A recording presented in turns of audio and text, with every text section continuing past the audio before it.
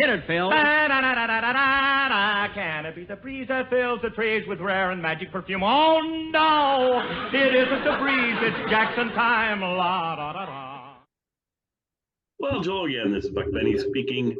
I have my friend Kathy Seeley here, Zach Eastman, and of course, Terry Phillips. And it's great to see all of you folks. We thought we'd go ahead and present this one. I know it's a little out of order, but we've been presenting them out of order anyway, if you've been following the podcast. We grabbed this one because we're getting close to New Year's. And so we thought we'd do a New Year's one and present that for you on New Year's. He has two famous New Year's episodes. We already did the other one where they do a recreation of the Lieutenant skit. In this one, arguably maybe the more famous one, I don't know. Just kind of a melancholy episode in some ways. It's not my favorite episode because of that, because I don't like seeing sad Jack, and you sort of get a chance to see sad Jack on this. But the scene with Rochester is probably the greatest scene ever with Rochester, if not right up there. So it just gives a chance to see their friendship in a new way, or at least they present it. I don't know, just more straight on than usual. Usually you get the idea that they're friends, but this really cemented that in. I love that part. And this is Eddie Rochester Anderson Jr.'s, his son's favorite episode, I believe, of all the episodes because of that scene, which is kind of cool. Anyway, let's go around the horn and see what people thought about this one, or they noticed and things. Let's go ahead and go to Kathy first. Kathy, what did you think of this one? Well, you're right. I hadn't seen. I'd seen the ending with the clip with Rochester so often, but I was really struck, just as you said, Daryl, by how melancholy the whole episode is. That it really leans into Jack's sadness, and that really is unusual. And the variety reviewers at the time also mentioned that. I'll fill in with that when you come back around to me. I'd like to read selections from what reviewers back in the day thought of the show. But thank you for digging it up and showing it to us. So. Yeah, no, it's great. And we would have been to this one anyway. Sort of, for listeners, we're kind of going chronologically anyway, more or less, through the existing episodes, and this was one we were going to hit probably in a few months. But I thought, well, let's go ahead and bring it forward so that we get a chance to spend New Year's with Jack. I do love the fact that we have an Easter episode, so we can spend Easter with Jack, and we have one that I played around with and made it into a Thanksgiving episode, which is because it's really not a Thanksgiving episode of the Jack Benny Show. But what I did was I took our intros to the Christmas shopping episode, where he's Christmas shopping for groceries, not a regular Christmas shopping one. And we did an intro on that one, which was the original live one. And then it went to, then they did a studio version, but the studio version they did in January of 1961, 62, sometime in there. And when they did the studio version, they took out all the references to Christmas because, of course, it didn't make a whole lot of sense in January to have references to Christmas. But he's doing shopping at a grocery store. And to me, that's what I think of it at Thanksgiving time, is you do all the shopping and preparing for Thanksgiving. So I did it as a Thanksgiving episode. And I took our intro because I didn't have time for us to do another intro. So I was like, okay, I took our intro and I just chopped out everything that talked about it being a live show and everything that talked about it being a Christmas episode. And what I was left with covered the episode pretty well, because it was one of those that they redid spot on. There was like almost no differences between the live and the studio episode. So I thought, well, we don't need to do a new intro on that. We can do that. And people loved it. So I threw it out there. Usually on YouTube, we get like, I don't know, 100 listens in a week, or people watching in a week to one of our episodes. That one got 1,000, let's say 1,500 watches at Thanksgiving, because I mean, it would mention that it was the Thanksgiving episode. And I was wondering, I was like, okay, how many people are going to skewer me in the comments to say, oh, this isn't a Thanksgiving episode? But I got some nice compliments in there and said, oh yeah, this goes well with Thanksgiving. So that was good. Yeah. Anyway, so that's a fun way to present it, and these ones I like presenting it there too. But let's go over to Terry and get Terry's thoughts on it. We don't often talk much about the commercials in these episodes, but this one starts right off with a Lucky Strike commercial done by Andre Baruch. And for our younger listeners and viewers, Andre Baruch was very famous in the 1940s and 50s. He was an announcer. I didn't know that he was born in Paris. There was no hint of an accent in his English, but he lived here from I think about the age of 10 or 12. He lived in New York, grew up in this country, and kind of happened into the announcing business and became a disc jockey and did a lot of radio and television in this period. The other commercial, almost a commercial, was almost product placement early on in the episode, was when they pour some beer and it's dispensed from the backside of the drum. And it says on the drum, it's spelled in a weird way, in a funny way, "What'll you have?" which was the setup to the Pabst Blue Ribbon ad campaign. They didn't actually say that, but it was, kind of a commercial. And then the other thing that I found very, very funny, and I'm sure you all got it too, was the movie that was playing.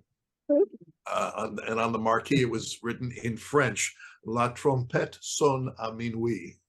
And I just thought that was really funny. They didn't say anything about it. I don't know why they did it, but it was really funny. That's great. I love that. Well, Zach, what are your thoughts on this episode? I'm honestly shocked that this isn't in the top 10 for anybody here, because this is one of my top 10 episodes of the television show. Wow. There's two reasons. One is, yes, that final scene. Yeah, because you like Sad Jack. Come on, man. You're partially right. I wouldn't be writing a book about Jack's film career if I didn't think that Jack was an amazing actor. Yeah. And that's a proving point. I like watching Jack be sad because it shows his abilities as a performer. It's one thing to have the mode from a creative standpoint of, okay, I've got a short fuse, I'm a tightwad, I'm a cheapskate, I'm a would-be Lothario. I can hit all those buttons. I love watching Jack when he gets humble, or when he gets sheepish, or when he becomes a little sullen, because you kind of watch his behaviors. And I like watching his movement and behaviors outside of the cafe and inside the cafe. And it sets up and tees off the ending so beautifully, because the ending, one of the things I love about the ending is that there's 95% zero hint of the boss employer mentality. It's almost completely devoid of it. And the fact that exists in 1953, this isn't the rebroadcast version with Dennis Day doing an Allstate commercial, or State Farm Insurance commercial. This is 1953 at the crux of television. And we were joking about Star Trek earlier. Prior to Star Trek breaking a lot of grounds with a kiss, it's a black man and a white man sitting at a chair and putting their feet up and engaged in a friendship banter. It's one of the most revolutionary things you'll ever see from that era coming out of it. But again, you have to have that melancholy. And I like the idea of Jack as this, Kathy, in your book, you talk a lot about how some gender roles are reassigned and reversed in Jack's radio work. This is one of those examples, I feel, where Jack is the spurned girlfriend. And you have Gloria being the one working. And I think that that's one of those strengths of it, is you get to watch Jack's almost feminine side kind of come out of that in that respect. But he's playing it spurned, and I love when he goes, it's like, she says the line, "I'll be off at 3:00." He's like, "At 3:00, I'll be in bed." And then he walks out. And my favorite bit is he goes back in and goes, I forgot my cane.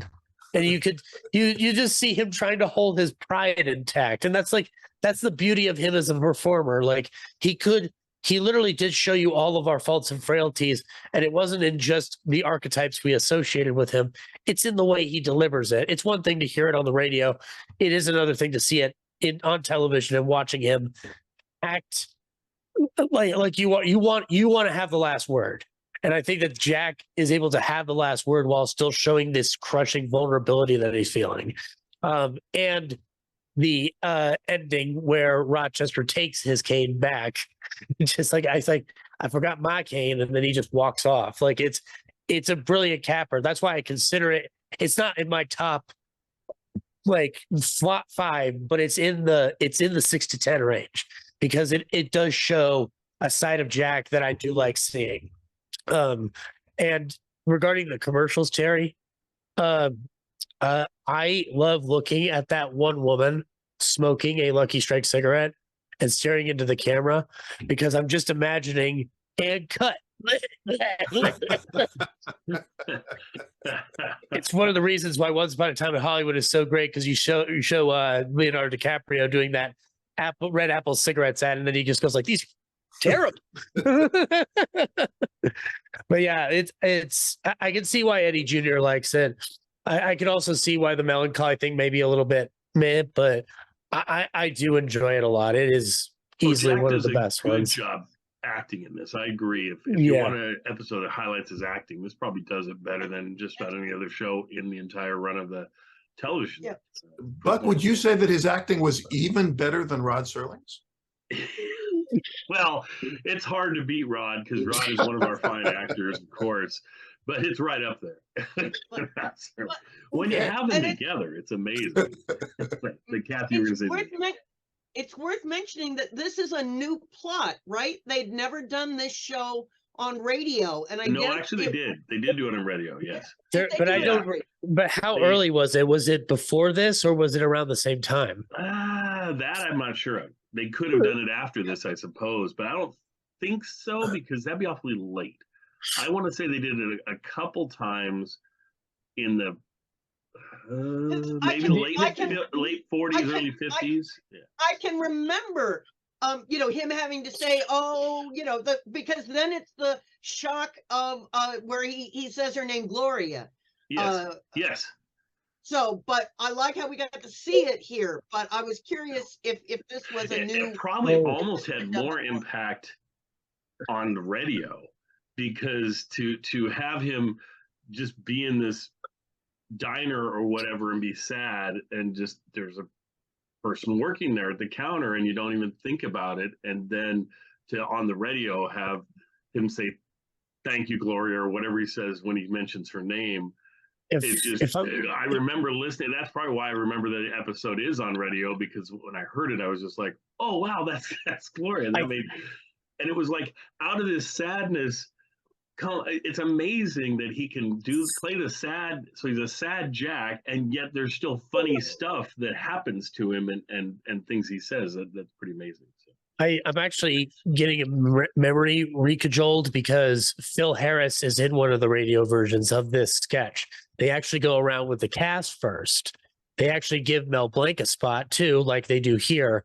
Right. And the timing on the diner bit is tighter. Like it's a matter of seconds. But she does the "Gee, I'm sorry I couldn't get off earlier. That's all right, Gloria," and it's quicker than the live audience in television here. But so I'm guessing it must have been earlier. But I agree, it's probably has a better impact on radio because you're just hearing a typical maybe Sarah Berner or B. Benaderet voice coming out of there, and then all of a sudden it's like that's the big twist and reveal.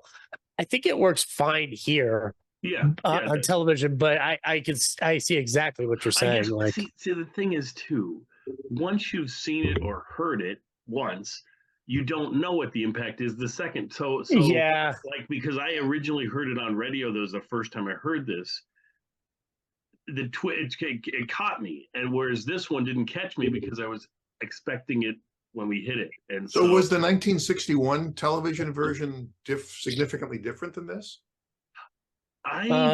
If I don't know. recall correctly, one of the big changes is that Dennis Day's in it, Right. and he comes out dressed as Baby New Year, and then redresses, and then does a That's right. song, and then does the think of saving $10, $20, $30 car insurance. Dun, dun, dun. But Like is there that, the Rochester scene and Jack scene is still in that? I assume.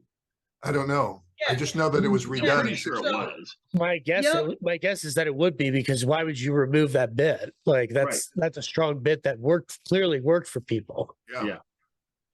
But it was, like you say, Zach, it was far more groundbreaking in 1950. What is this? 54, 53? 53, yeah. It's just So- you're pushing a whole different set of boundaries. I think the fact that you're getting away with Rochester on television at this time is groundbreaking in and of itself. But then again, like, Kathy's already pointed this out in her stuff, like this relationship was so accepted by the public that they were able to circumvent stuff that seemingly would have never passed muster by any censorship. But television, I'm actually not sure how television worked with censorship in its earlier years, but this still feels far more groundbreaking than a lot of stuff you get the claim on for being groundbreaking. Yeah. Yeah. Well, I and agree that the other piece I'll throw out there that's a little groundbreaking in this episode, which surprised me, was in 1953 to get a woman saying that she's off at 3:00 and we'll meet up with you at 3:00 in the morning. There is a whole insinuation that goes along with that, and then to have him reject yes, it, the which witching makes hour. it even more funny that he rejects this with essentially a 1953 booty call. But anyway, is how it comes across anyway, because I don't know why else you would get together with somebody at 3:00 in the morning very much for that, but whatever. well, but it's New Year's when you're supposed to stay up all night. Oh, But then on the other hand, it's not midnight. Three is just normal, just Yeah. as you say. One thing about I so agree. Zach's great ideas about the importance of this show, and part of that why the positive side, the plus that you couldn't have on radio, is seeing those incredible ultra dress suits. yes. And the fact, if this had been in the 30s, they would have said, "Oh, Rochester, take off! You're wearing Jack's other suit." Yeah. I love that he could have one exactly like Jack's, and it's just and a cane, and it to be, not borrowed but his own. In the same way that when he had the beautiful car in But Benny Benny Rides Rides Again. Again. Yeah. Yeah. Did you? There's when you gave us the link to this, Daryl, I looked at the comment section as I don't know, look at the comment section normally on the links that are given, because I'm just like, I know the episode back and forth. But I looked at the comment section for some reason, and one of them said, like, can you imagine all the racists that would have been losing their minds watching this ending scene? I was just like, I started giggling in my bed, going like, oh my God, that is kind of funny to think about. Yeah. Well, Kathy, I believe you were going to share some variety reviews, so maybe you can share that.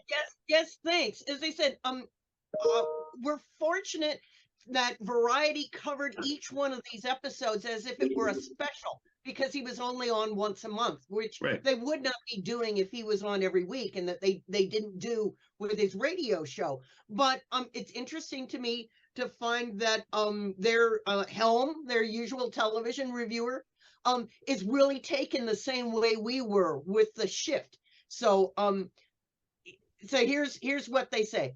The mellow feeling that comes with the passing of an old friend or an old year must have given Jack Benny the peg on which to hang last night's show. It was different from what his millions of loyal dialers are accustomed to, but with all a pleasant session.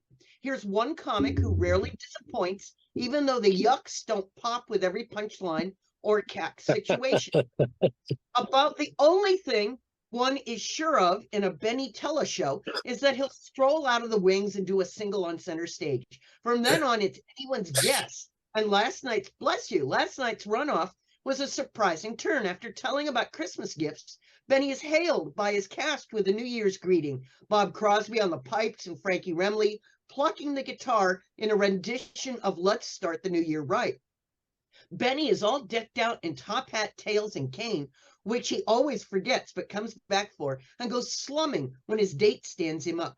She turns out to be a waitress when he climbs a counter for a mug of Java. A lonely, forlorn figure, he drifts into a beanery and then wends his weary way home. Rochester is accoutered in kind for a big night on Central Avenue, but he feels sorry for the boss and decides to sit it out with him at home. As the new year is told, they break out a bottle of champagne and celebrate in their own way with confetti flying. Most of the old gang was on hand to round out another year, Rochester his 17th, which brought him out for Benny's curtain speech. The old standbys included Don Wilson, Mel Blanc, the sportsman, Sam Hearn, Benny Rubin, and Sandra Gould, which we figured out was wrong. So they said, this reviewer has been following Jack Benny for years, and the fact that they really note the sort of the somber, the sad, the melancholy tone of this, and then the happy ending. Right. I think it's really interesting. The description in his review is more depressing than the episode gets itself. I was like, this is turning into the unbearable lightness of being or something. Like, this is ridiculous. Well, And Kathy, I'm I'll throw glad in you there- read that review, because it reminded me that the opening did feel kind of live. I mean, it felt Yeah. almost ad-libbed. It had that great feel that we don't often get with new television programs. Like, You we are never 100%. get, Yeah. except for late night, talk shows. Yeah, I love that part. And then the other thing it mentioned that we haven't mentioned that I want to mention is Sam Hearn's in this episode playing his Rube character. And he does the traditional, hey, Rube, which is always funny for him calling Jack a Rube because, he's the Rube, not Jack, but whatever, that it works, I guess. And that piece feels so added. It's just like it doesn't really track with like anything else. Just all of a sudden the Rube character shows up and then is gone so quickly. I mean, it can't be more than a minute piece, or maybe a minute and a half. I mean, it's short, and then they move on. But Yeah.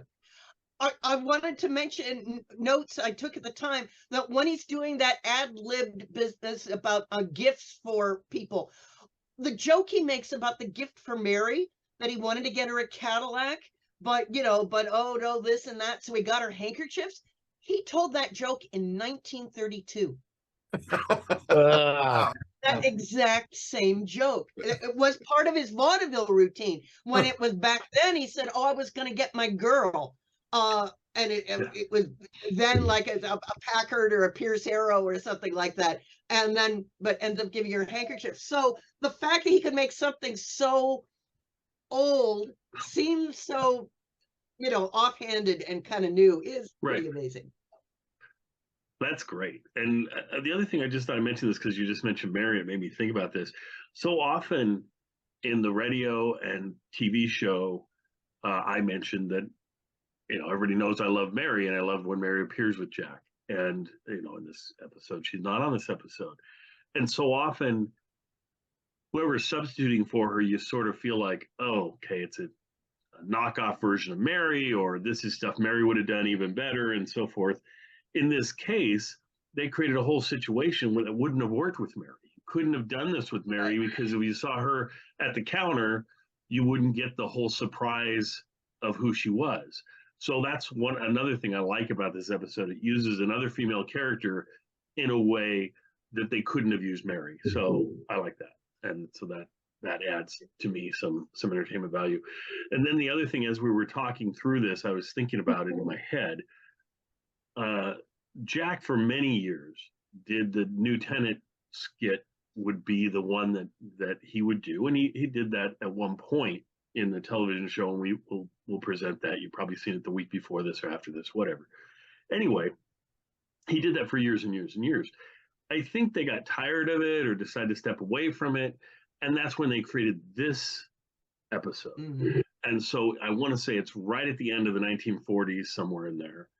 And then they step away from, then they do this episode, I think every year for a couple or 3 years. And then he jumps back one more time in 1952 during the radio during his time on radio to do the Lieutenant skit yet again.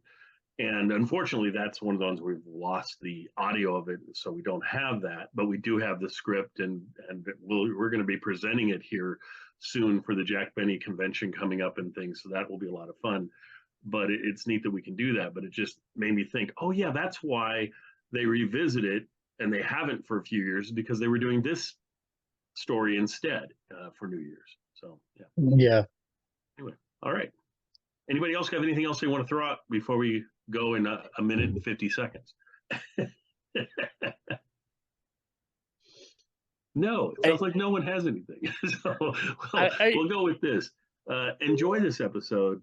It's you get a new insight into Jack and Rochester.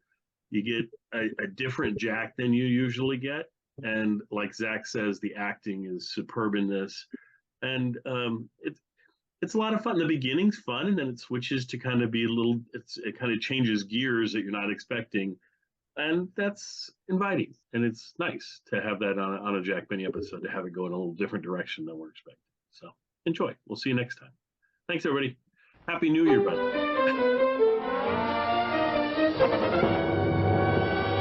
From Television City in Hollywood, we bring you the Jack Benny program, presented by Lucky Strike.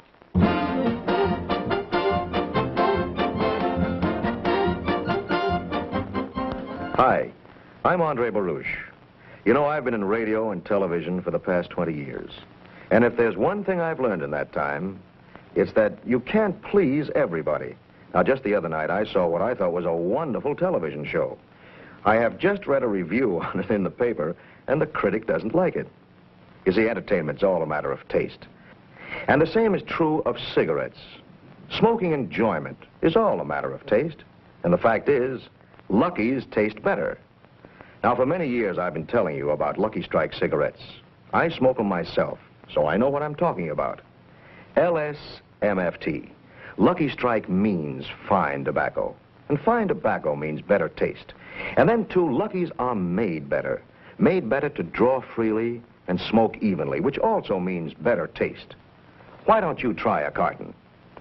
Be happy. Go Lucky. Find out for yourself. Lucky's taste better.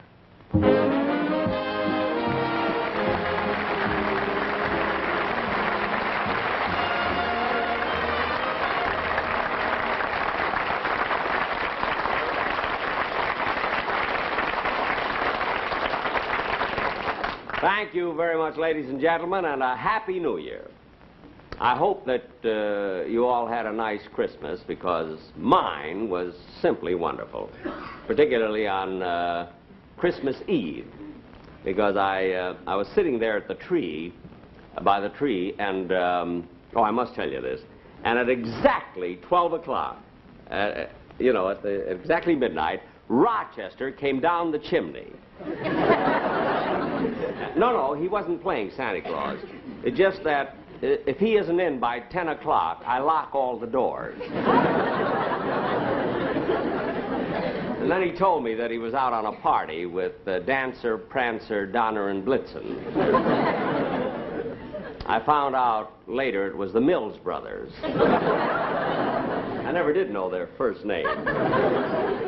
But I had the most wonderful Christmas, and I got the most beautiful gifts this year from the members of my cast, because they've been with me for such a long time. You know, like Don Wilson, he gave me a tie, you see, and Bob Crosby gave me a pair of socks, and Dennis Day gave me a fish hook. No, this may not sound like anything to you, but there was a halibut on it. And it came beautifully gift wrapped, you know, in a box. And then on the box, it said, "Do not open until Christmas." But that was 3 weeks ago. 2 days before Christmas, the box opened itself. But it was a nice thought, you know. And let's see, what else did I... Oh, yes. The boys in the orchestra, you know, the orchestra boys sitting over there, they've been with me for years and years, and they were so thoughtful. They all chipped in, you know, all 18 of them. They all chipped in, and they bought me a great big barrel of lighter fluid. Now, I'll never need a match, you know. And of course, I gave them each a gift, too, in return, something that they've always wanted. Each one of them, I gave them a Papermate flask. Leak-proof. I mean, 70,000 gulps without refilling. But anyway, you know, it's very funny about Christmas gifts. You never know quite what to give some people. Like, for instance, Mary. It's so hard to buy something for Mary because she used to work at the May Company, and she has everything. So I was going to buy her a new Cadillac, you know, with her initials on the door. But I don't know, it takes so long before they deliver them. I bought her some handkerchiefs.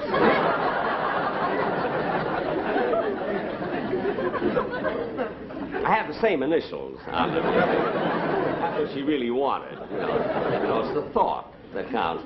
But anyway, well, so much for Christmas, and I'm looking forward to New Year's Eve. And Mary is giving a New Year's Eve party, and naturally I'm going to be there. But she gave a party last New Year's Eve, too, and I couldn't go because last New Year's Eve I had a date to go out, you see.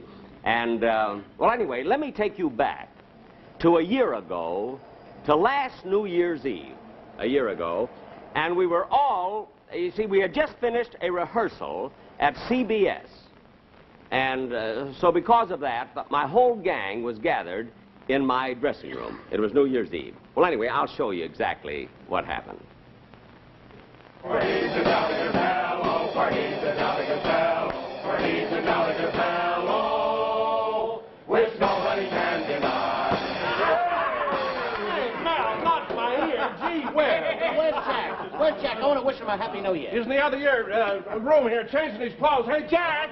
Jack, hurry up. Everybody's here. There's Bob, Remley, Sammy, the drummer, the sportsman, Mel Blanc. Everybody, hurry up, will you? Hey, look, fellas, while we're waiting for Jack, why don't we have some refreshments? Yeah, that's a good idea.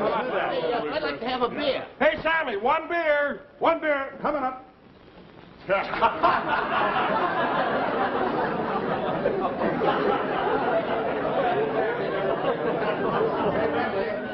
Look, while we're waiting for old Blue Eyes, why don't you give us something on the guitar? Yeah, go ahead, Ram.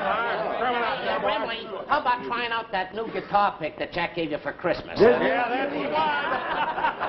Yeah. Bob, how about a song? Go along with it, huh? Yeah, Bob. Okay.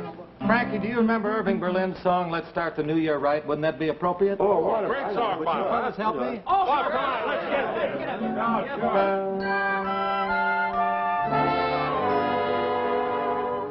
One minute to midnight, 1 minute to go, 1 minute to say goodbye before we say hello.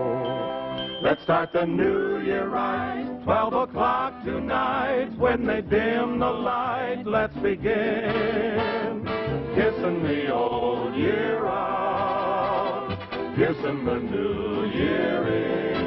Let's watch the old year die with a fond goodbye and our hopes as high as a kite. How can our love go wrong if we start the new year right?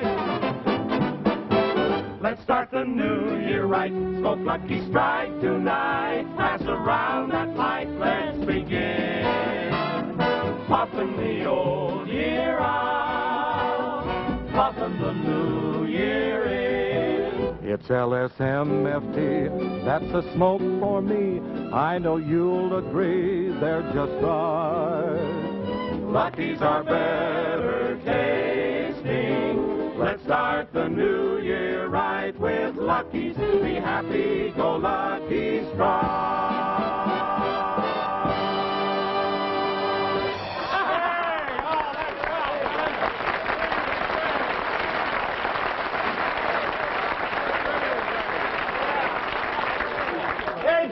Jack, you finished dressing yet? I'll be out in a minute, Don. Oh, fellas, now when he comes out, really give him a great big greeting, huh? For he's a jolly good fellow, for he's a jolly good fellow.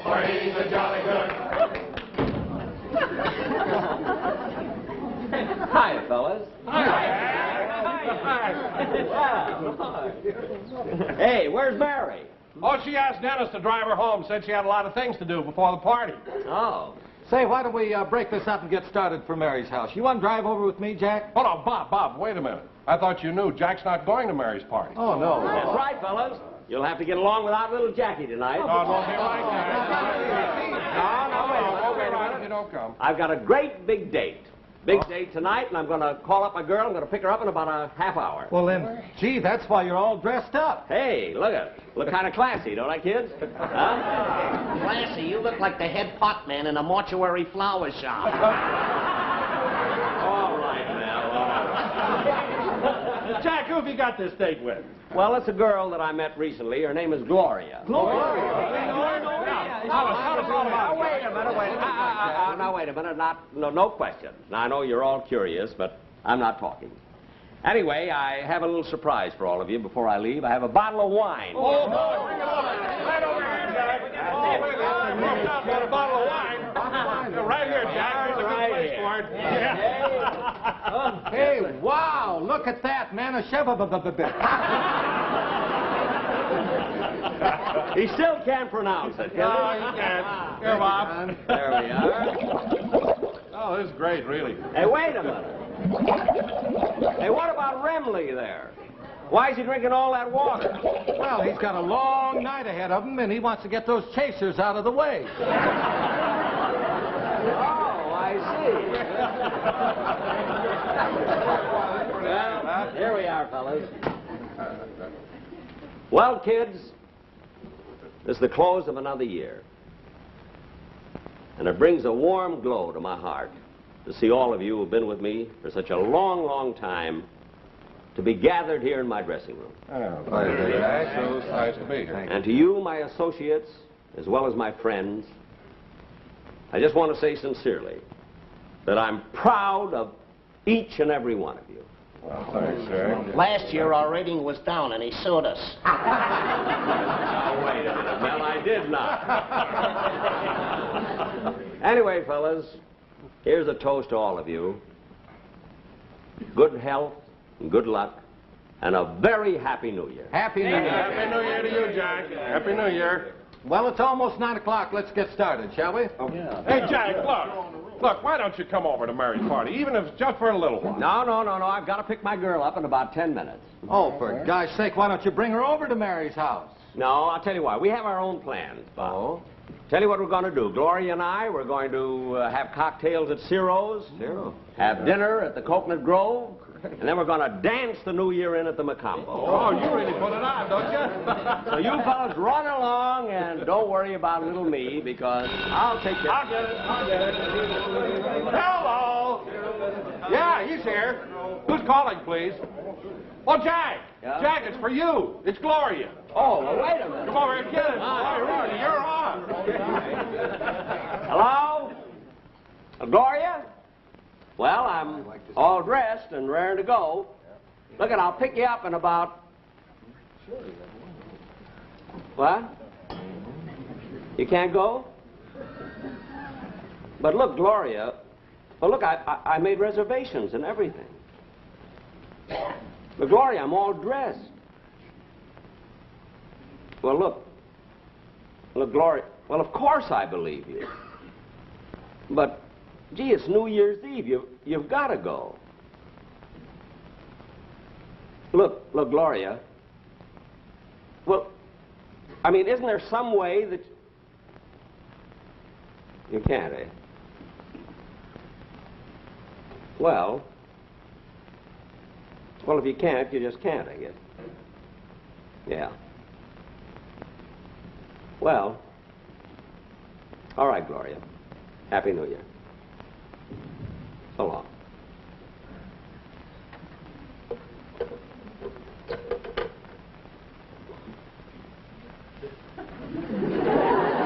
Well, what are you all staring at?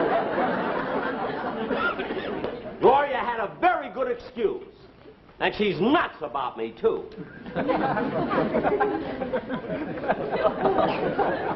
Well, she is. Look, Jack, as long as your date's called off, come on over to Mary's party with me. No, I don't Oh, come feel on, like Jack. it. We'll have a lot of fun. No. Now, look, Jack, don't be so stubborn. Look, I'm not stubborn. I just don't want to go, that's all. Well, you're starting to act like a little... Look, Bob, wait a minute. Lay off. Jack, the party's over at Mary's house. Now, if you change your mind and want to come, we'd all love to have you. Well, thanks, Don, but I don't feel like going to a party. I'm going home.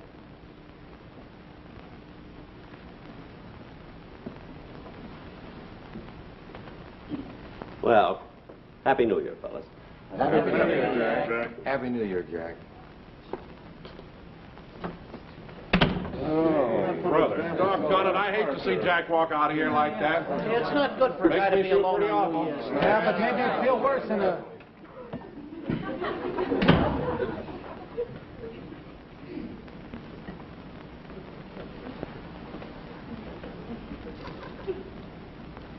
I forgot my cane. That's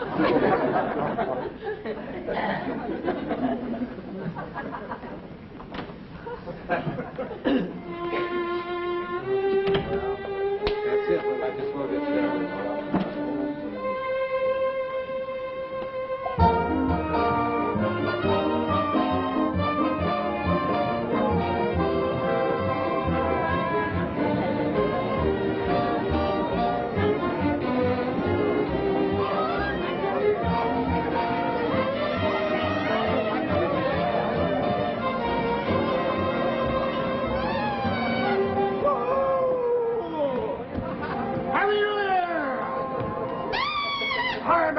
Happy New Year! Woo-hoo!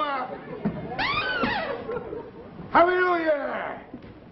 Happy New Year! Happy New Year. Whee! Hey, you in a monkey suit, why don't you watch where you're going? I'm sorry. Well, just watch it, Bob.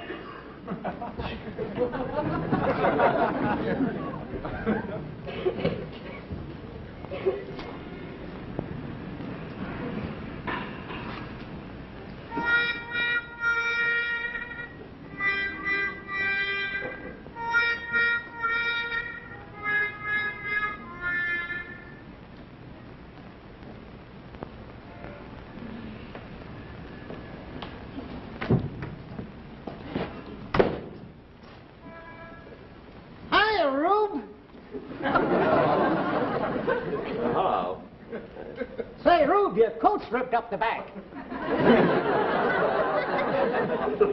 No, those are tails. I always wear them on New Year's Eve. Well, ain't you the dandy? Look, I don't feel like talking tonight. I You know, know. it's New Year's Eve. And... I know. That's why I'm down here in the city. I aim to do a little celebrating myself. Well, good. At the stroke of 12, I'm going to take a drink, blow a horn, and catch the bus back to Calabasas.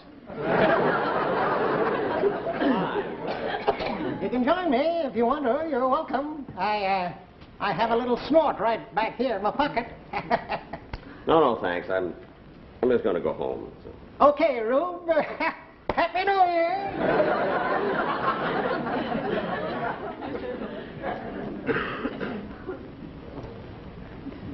Wonder why he always calls me Rube. Well, I guess I might as well catch the bus. Maybe get a cab or something. Kind of chilly, though. Maybe I'll stop in here and get a cup of coffee.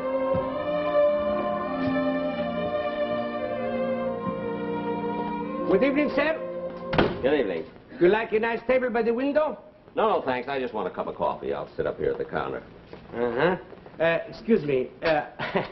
I like you sit by the window. It helps my business if everybody sees how nice my customer is dressed, huh?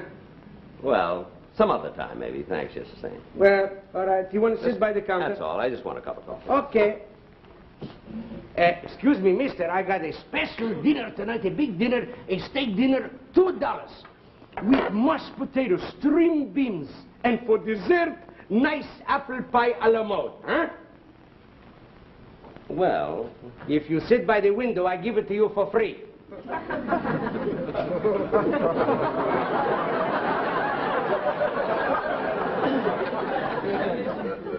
Well, no. No, thanks. I just want a cup of coffee. That's all. I'll just sit here. All right, sir. Happy New Year. Customer. What'll it be? Just a cup of coffee, please. Would you like a sandwich or some toast with it? No, just coffee. Want some cream with it? No, just black coffee. Okay.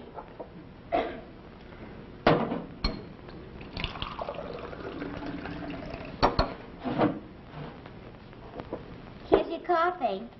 Thanks.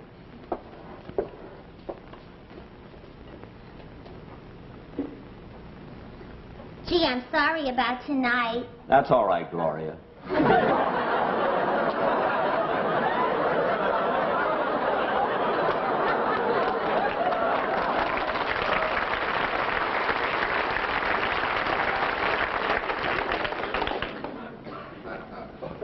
Let's forget it. But Jack, honest, Rosie said she'd stand by for me. Rosie, all the time it's Rosie. I mean, the least you could have done is let me know sooner. I'm sorry. All right, you're sorry. Here. I don't want the coffee. I'm going home.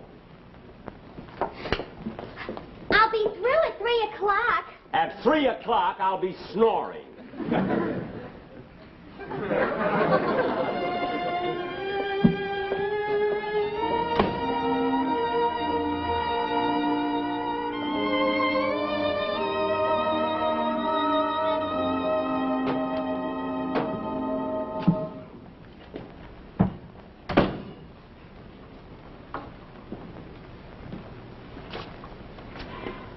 I forgot my cane.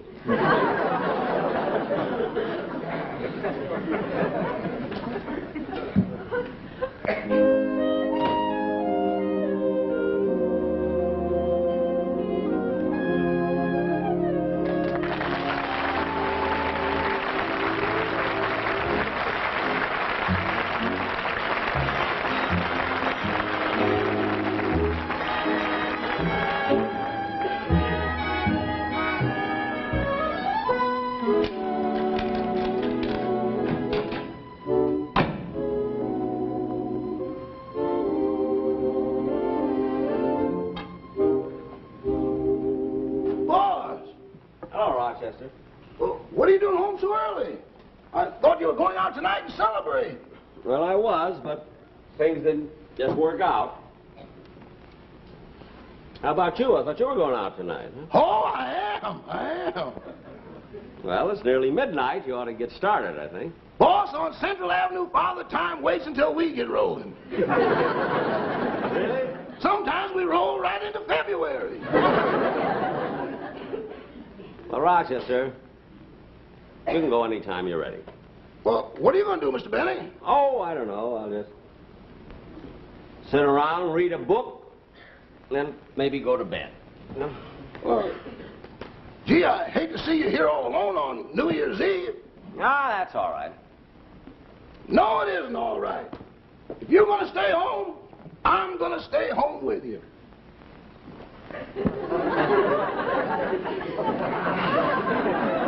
Now, wait a minute, Rochester. You had a whole evening planned, a wonderful time, and I'm not going to spoil it for you. No, my mind's made up. I'm going to stay right here with you. Hey, you know, maybe we could have some fun at that. Have we got any horns in the house? No, we sold them all. Oh. But we still have some of those Welcome Home MacArthur pennants. We can wave those. No, they don't make any noise. Look, Rochester, you had a party planned. You were going out to have a wonderful time. Now, why don't you go and just leave me alone here? For heaven's sake, I don't care, really. No, I'm going to stay right here with you. Well, if you insist. All right. Say, I know what. I'll open up a new can of beer and we can drink the New Year in together. Now, wait a minute, Rochester. Look, I'll get it. As long as you're willing to give up your party and stay here, I'll tell you what we'll do. We're going to do this thing right. We'll open up a bottle of champagne. We're going to which a what? A bottle of champagne. I got it right in the icebox. Okay, I'll hear it. Right. I wonder if Mr. Benny's turned over a new leaf. No.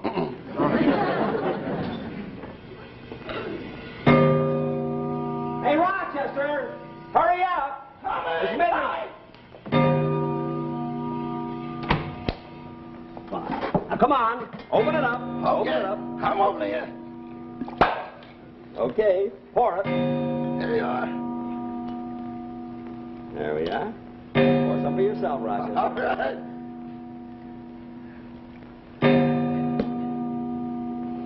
Well, Rochester, Happy New Year. Happy New Year to you, too, boss. And I hope we're together for many more.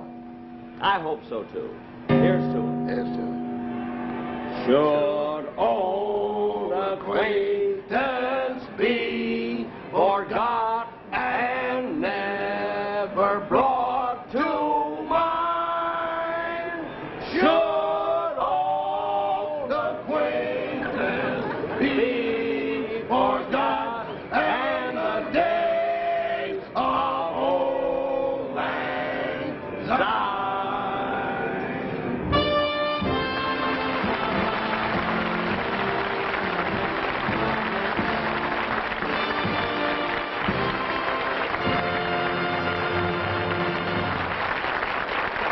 Jack will be back in just a moment. But first, a word to cigarette smokers.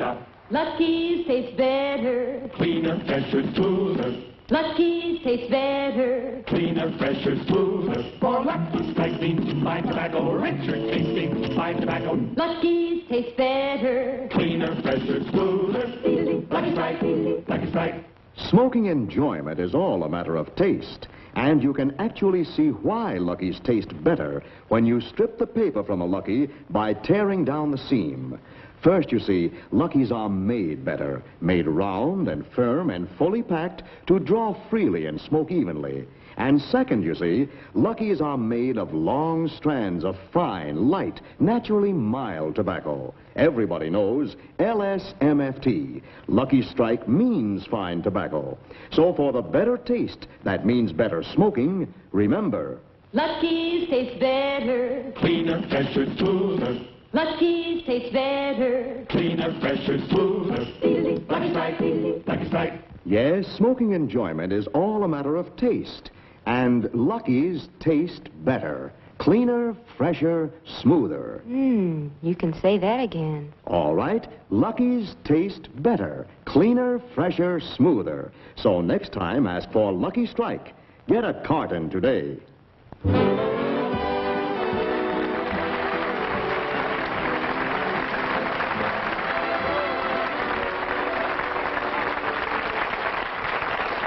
Thank you very, very much, ladies and gentlemen. You were such a nice audience. And I'd like to bring back, you know, this being the close of another year, I'd like to bring back someone who has been with me so many years. Of course, nearly every member of my cast has. But Rochester's been with me 17 years, and I'd like to bring him back to take a bow.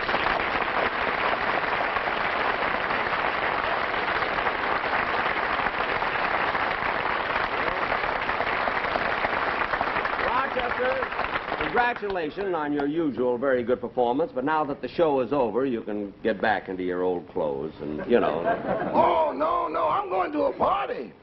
To a party? Mm-hmm. Dressed like that? It isn't New Year's Eve, really. I know, but I've got a heavy date with Susie tonight. Oh, your girlfriend, huh? Mm-hmm. The same one, Susie?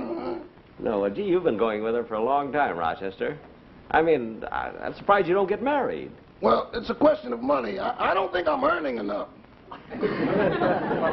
Well, Rochester, you know the old saying that two can live as cheap as one. You know? Boss, in my case, even one can't live as cheap as one. Well, you may have something there. Well, run along and have a good time. All right. Happy New Year. Thanks. Same to you, Mr. Benny. Okay. All right. Now, ladies and gentlemen.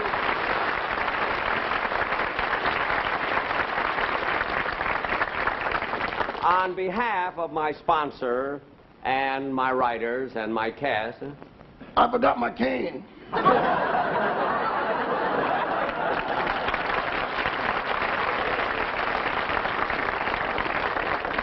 Well, that is his cane.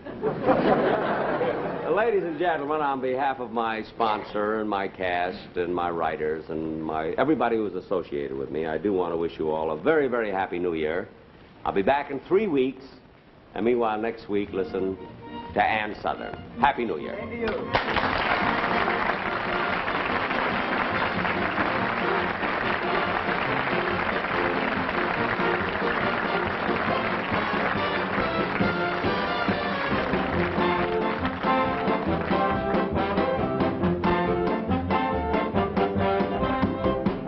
on tonight's program were Mel Blanc, Benny Rubin, Sam Hearn, Sandra Gould, Tom Dugan, and Mike Ross. Remember, 1 week from tonight on this same station, Ann Southern returns in Private Secretary. Jack Benny's next television show will be in 3 weeks. In the meantime, be sure to listen to Jack Benny on radio every Sunday night over the CBS Radio Network. The Jack Benny program has been brought to you by Lucky Strike, product of the American Tobacco Company, America's leading manufacturer of cigarettes. Now stay tuned for Toast of the Town on the CBS Television Network.